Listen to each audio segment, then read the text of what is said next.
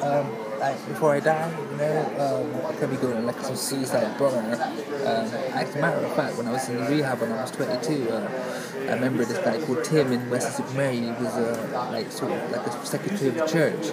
That was his job, and he picked me up on the street because I was like a very handsome young 22-year-old. Very handsome, and I'm so sad that the photographs never lived to tell the tale, so you can see my coming up from where I came from. It's a shame, but if anyone can ever get CCTV footage from Western-super-Mare from when I was 18 to 22, 23, get it. She'll be shot. And all my shoplifting videos, go to the police and get it. Trust me, it's just such a quick thinking, Tupac looking, some gangster looking, pretty boy looking, River Phoenix looking, something really special, isn't it, that on them footages.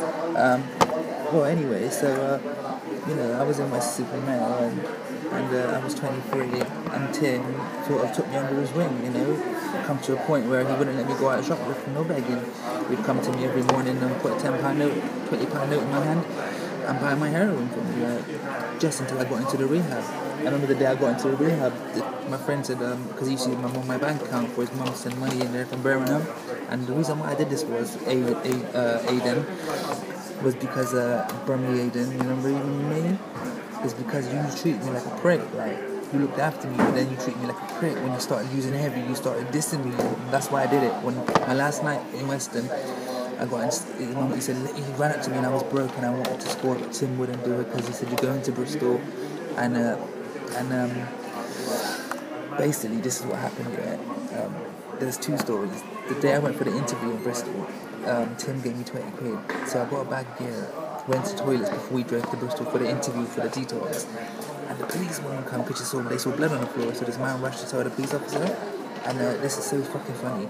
So I thought there's only one way I can do it. I couldn't find a vein because I was just like, I was using so much at that point, so I thought I'd jab it in my butt cheeks, you do that, and so I jabbed it and I pushed it in, took it out, and it didn't even go on my bottom cheek.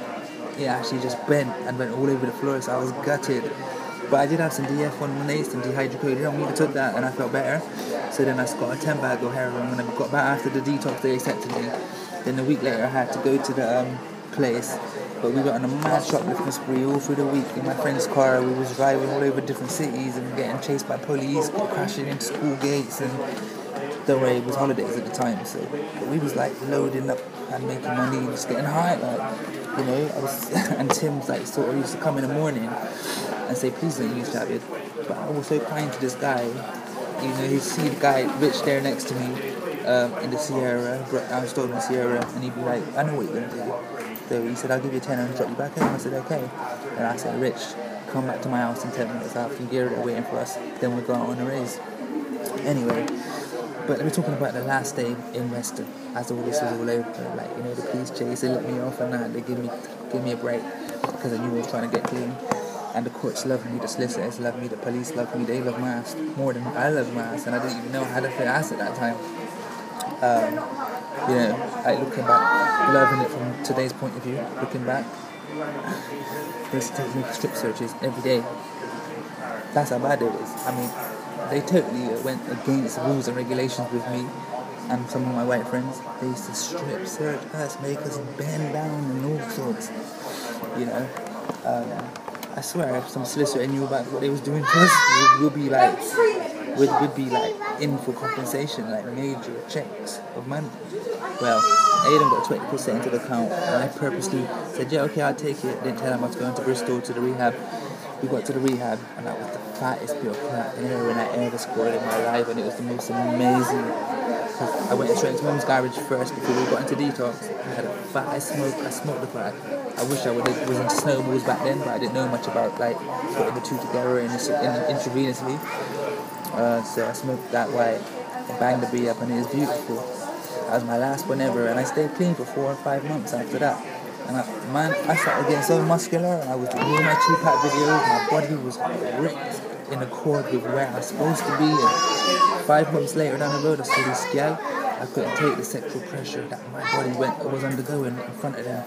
I felt so horny, and I didn't have the brain or the maturity to control it, or to charm the girls with it, and to charm their families with it. So I felt so depressed within myself, and I thought, I'm not a man, So I thought the only way I am on mine is when I use heroin, because then that's when I do feel in control and feel mature. I feel like I can control the situation and be the dog, the bee's knees and the dog's bollocks and all that for these people.